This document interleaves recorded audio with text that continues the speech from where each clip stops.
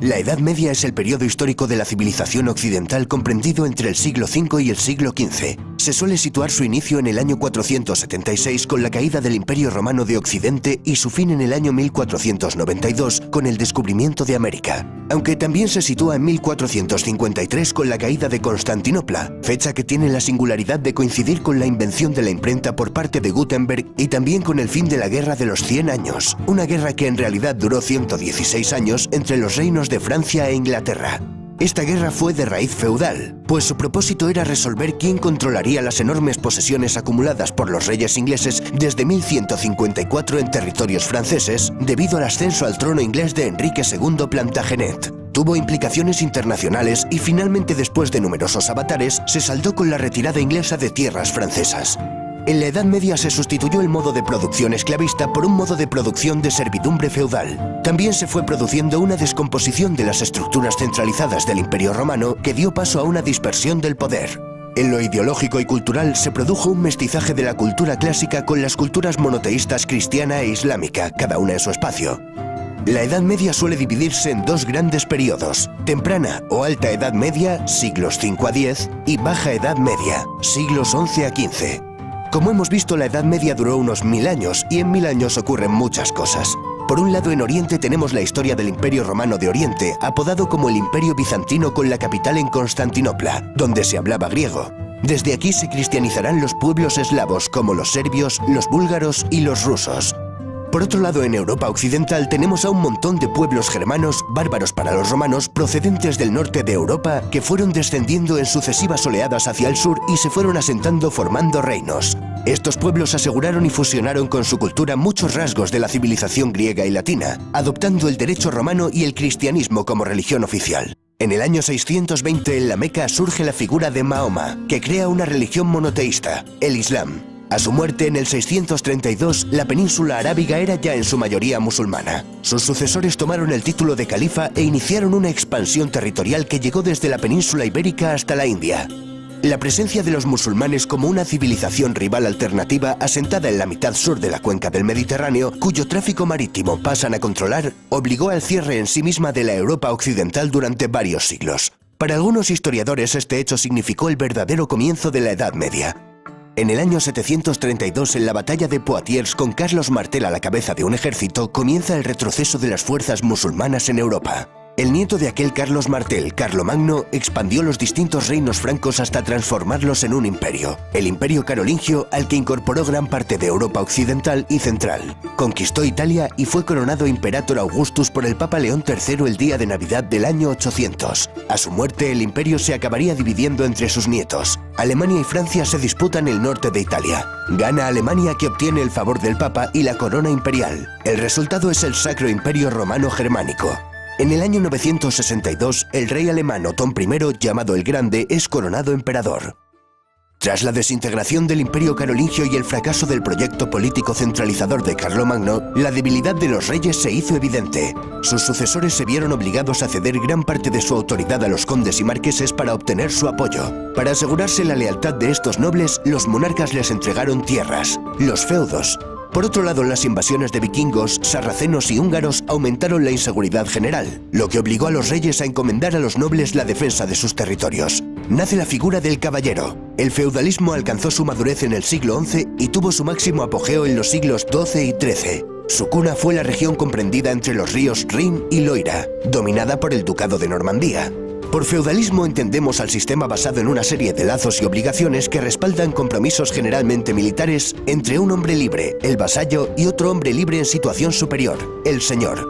El vasallo juraba fidelidad a su señor y se comprometía a cumplir determinadas servidumbres, principalmente de auxilio militar y consejo político, auxilium et consilium, recibiendo como contraprestación un beneficio, habitualmente el control y jurisdicción sobre la tierra y la población de su feudo o señorío. A esto se conoce como vasallaje. El vasallaje se confirmaba a través de dos ceremonias, el homenaje y la investidura. La posibilidad de que un vasallo tomara bajo su protección a su vez a otros hombres que pasaban a ser sus vasallos estableció una red piramidal de relaciones vasalláticas. Al final del vídeo veremos cómo era la típica pirámide de una sociedad feudal. Acabamos de ver cómo se pasó de un Estado romano basado en el poder central y un vasto territorio a un Estado basado en vínculos personales fragmentado en los distintos feudos. En ellos, el señor acapara las funciones propias del Estado, como por ejemplo legislar, imponer impuestos y administrar justicia. La tierra adquiere una enorme importancia económica al disminuir el comercio y la circulación monetaria. Por eso, la agricultura es la base de la economía feudal, una economía de autoconsumo. La vida rural predomina frente a la urbana. Un feudo característico se componía de una aldea rodeada de terrenos para cultivar, protegida por un castillo regentado por un señor. A este castillo también se le denominaba burgo. Por extensión, se aplicó el nombre de burgo a las poblaciones que se desarrollan en torno a estas construcciones. Así surgieron las grandes ciudades medievales.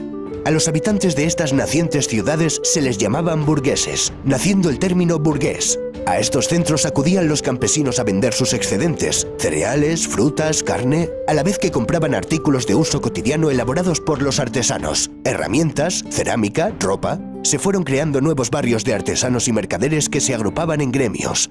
Fue en estas ciudades donde nació el estilo gótico, una evolución del románico. Estas ciudades vieron el levantamiento de prodigiosas catedrales. Chartres, París, Colonia, León o Burgos se cuentan entre las obras arquitectónicas más extraordinarias que ha construido el hombre. También las ciudades vieron el nacer de las universidades, como las de Bolonia, Oxford, Cambridge, Salamanca o París. En ellas se aprendían las 7 artes liberales compuestas por el trivium, gramática, lógica y retórica, y el quadrivium, geometría, astronomía, aritmética y música.